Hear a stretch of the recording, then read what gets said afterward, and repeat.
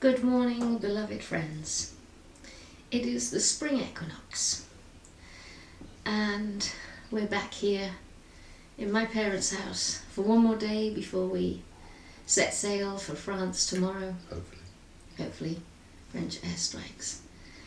And we have had the most phenomenal weekend in Glastonbury. 4 days, 2 days, meeting old friends, hooking up, lots of socialising, and then 2 days, the pair of us working really hard, but not in that sort of burdensome way, but just fully pulling out the stops, just taking the ladies through the sacred body awakening, and Pete doing his thing with the men.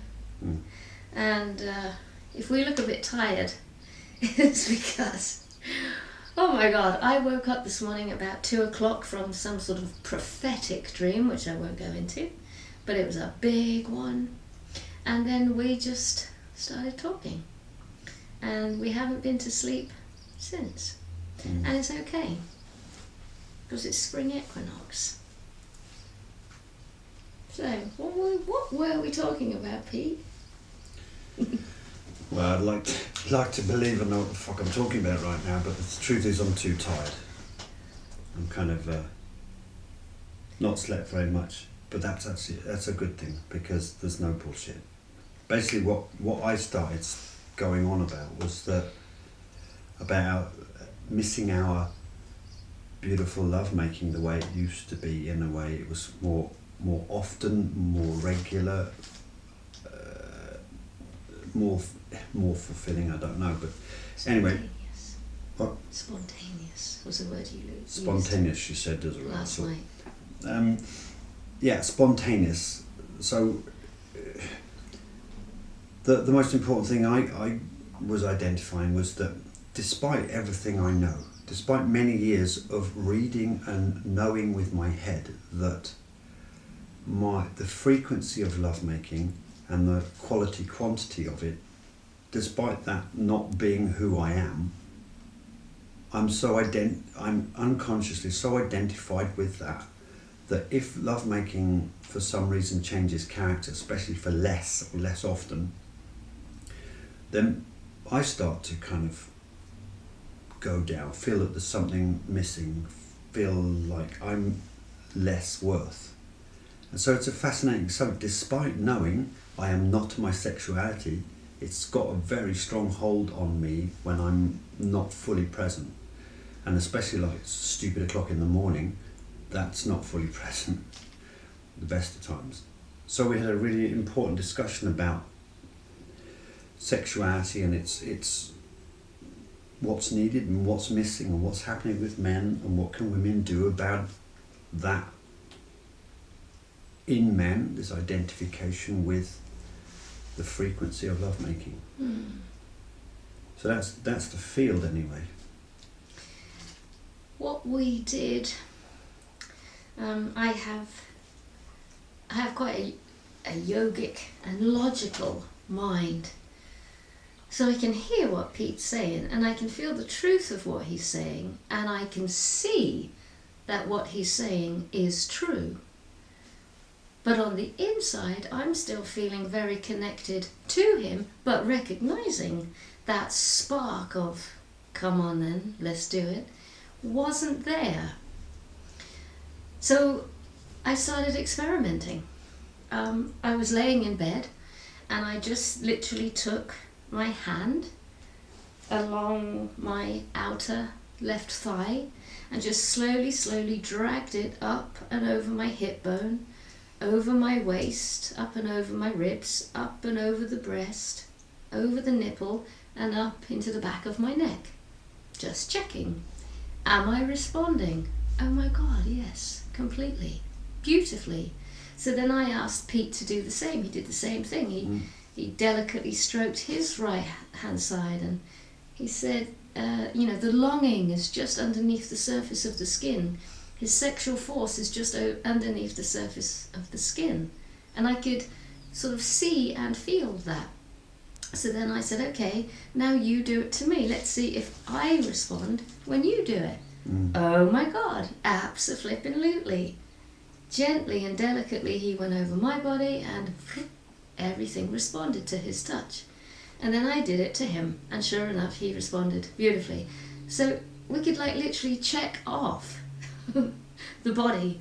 The body is responding as normal with great delight. Heart is open. I love him, I fancy him, I want him. It's just the spark, the spark plug wasn't there. So the spark plug, as we've always recognised, is in the flipping brain, it's in the mind. So the spark plug was missing, was a bit damp or something. So on and on we went with our conversation. And I really went off on one of telling him how the universe is lovemaking and Shiva lingams and pujas and making creamy white offerings to the Shiva lingam and drinking the nectar first thing in the morning as we greet the sun and hear the birds singing after a bit of yoga and stuff. And I was like, oh, Pete, every time you have a shower, what do you think this liquidy stuff is coming out the shower head? You think that's some dead liquid? No, it's this vibrant, alive elixir, this elemental pouring itself all over the body. So I went off on one, which he couldn't get, but he could feel. He could feel that it was exciting me to talk in that way. Yeah, so I'm like, what the fuck is that? Bits of stone shaped like a phallus and bits of other stone shaped like a yoni, and like early morning and what? I don't know, me, or I as a bloke, not in any way connected to that. I could go there and do that kind of morning routine with Anaiya, but not because it's relevant to me, but because it does something for her, and that's fair enough. I'm more than happy to do that, and I would probably get something out of the practice. But no, not doing it for me. And why this subject was so important, and it like 2:30, 3 o'clock in the morning, why this subject's up. Because in previous relationships, I've come to this place before where the initial lovemaking spark, after however many months, has started to wane, or the connection between us has started to change in a deepening way, where we feel more secure with each other. One is not likely to leave the other. The fear of that is kind of disappearing, and the knowing of we're in this takes over, and that changes the dynamic of the lovemaking and the reason for lovemaking, probably. And this is a very important subject, because I too used to chase, the next golden coin, the next spark, the next man, the next flirtation. And then I kind of think I grew up, really. And because I could see from my own track record, I too haven't had much longevity in relationships. It does change, of course it changes. That little sparky thing changes.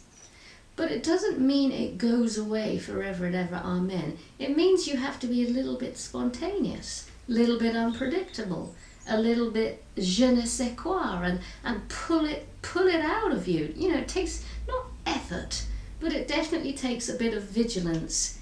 If you feel the spark is going, not in a mindful way, but in a joyful way, play your role to bring it back online again. The love changes, it deepens. Yes, there is more security. The other one isn't necessarily gonna leave, abandon ship at the earliest opportunity, but that's no reason to start taking one another for granted, which of course us humans do. So to have compassion for that side of us, and to also keep the relationship delightful, spontaneous, playful. Here, especially the 3-month ceremony thing, where we're going on about back doors, here is a classic scenario where men start going into the porn back door, which is in it's somehow it's not working between, or it's not as often as it used to be, and then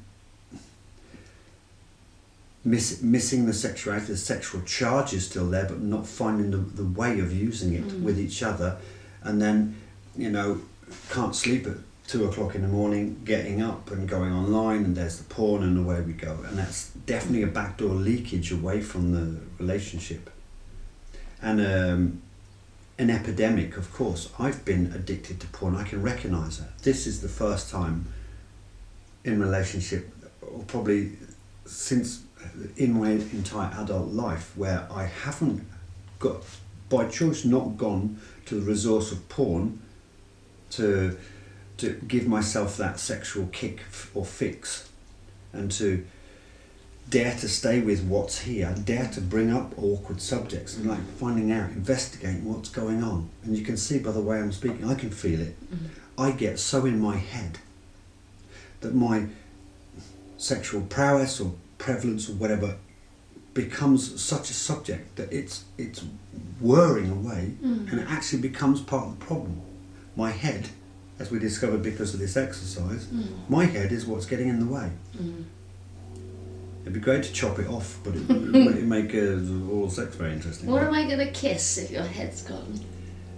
Oh, I could give you some suggestions, but Yeah. so here's the crux of the thing, and maybe very interesting to hear feedback from you guys.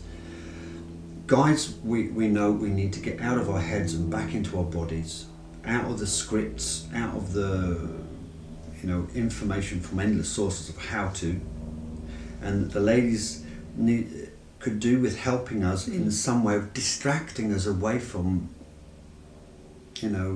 these mind-focused ways, without it being super obvious, because we're sort of semi-spiritual guys. We'd see it coming a mile away if she's trying to pull a number on us. So it's got to be genuine. And I think to the ladies who we've worked together, practices such as taking the war out of men, slowing them down, lying them down, stroking and caressing, and deeply loving their bodies. But you got to get them in that position. Not easy. No. Not easy to get him on the floor and to shut up and to allow me to just rub his muscles, bring his energy down into his feet. There's 101 reasons why he won't do that. It's not easy. So I think maybe perhaps we as a couple might be getting a little bit close to the moment when Pete says, you know what, just whatever it is you do, just do it now. Because I think he's edging to a choice point. Yeah. Which I think many guys are in. Is this, probably most of the guys in the 3-month ceremony have been in or are in this kind of process. And one thing that became very clear to me at the most important point in this conversation at stupid o'clock was that I can recognise I'm missing this Shiva energy, this penetrative energy, which is not about necessary physical penetration, but it's about a directive energy from me as a representative of the masculine to go through any form of real or perceived resistance in the form of my partner, Anaiya. And one of my biggest fears always has been getting a no from my partner, to the extent that I wouldn't even go there risking a no because of what my mind would do with that. And, coming to this choice point of sometimes I can genuinely feel this penetrative energy, and if I have to use if an image of Shiva works, or if an energy of Pan works, or anything else that's got a genuine classical masculine penetrative force behind it, draw on that imagery and breathe as that energy. but not what worked for us, I believe. We didn't actually try and then go into a sexual connection. We just let things be. Well, we thought about it. And we both agreed, no. Yeah. But we could have pushed through. Yeah. But we decided, no, let's just wait to see whether the spark returns. And we were just lying there, I would say best part of 3 minutes. We just kind of like settled back down, 3 minutes, eyes closed, and then suddenly... Yeah. I think really important there was no intention. Nothing. There was actually we were saying we're not going to go there. Yeah. So that was really, so the energy of that sex went out, and then something else took its place, which, you know, I literally it felt like the answer to a prayer, because I just said, called in Holy Sophia, help us see what this is. I don't understand what's going on, but I really want to find out. And then bang, something happened, and the most beautiful lovemaking I have ever experienced, bar none. Yeah. I mean, literally mind-blowing. Yeah. Such a deep connection. Yeah. And perhaps one of the subtle points of this vid is about when something is up, it doesn't matter what time of night or day it is, go in there and talk to each other. Because sitting on and suppressing an issue until you've got an answer yourself isn't going to work when the situation is between two people anyway. So it's worth having a face like a well-slapped arse in order to get into the depth of this kind of issue. Absolutely. Bring it on, kind of thing. Yeah. And if we are doing this still deep alchemical work, and we are, you know, in our 40s, in our 50s, in our 60s, we're gonna have some very deep things that we will have to pass through. Fine. There is really important. You know, guys getting older, sexual performance, erectile function and dysfunction is not going to be what it was when we were 18. Yeah, and now, ladies. We absolutely. Got the same thing going on. Bit frigid, can't be bothered, no sexual libido anymore. Menopause. Stories, menopause. Yeah, so that's a massive subject on its own. Yeah, yeah. But the key to both men and women here is self-image. How we perceive ourselves to be, and this mind-generated idea of where we should be or where we have been in the past. And it's still an idea, it's a story, rather than who are we now, what are our bodies capable of, and what are our minds getting in the way of. So an exploration and honesty of what's here. Because I'm really interested in this, you know, menopausal thing. There's still a prevalence, especially in Britain, of when a woman reaches menopause that she might as well just like wait to die, basically. She's no further use to anything.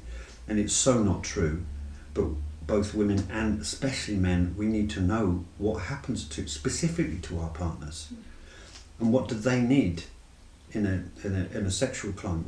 What will then work, bring them, awaken them.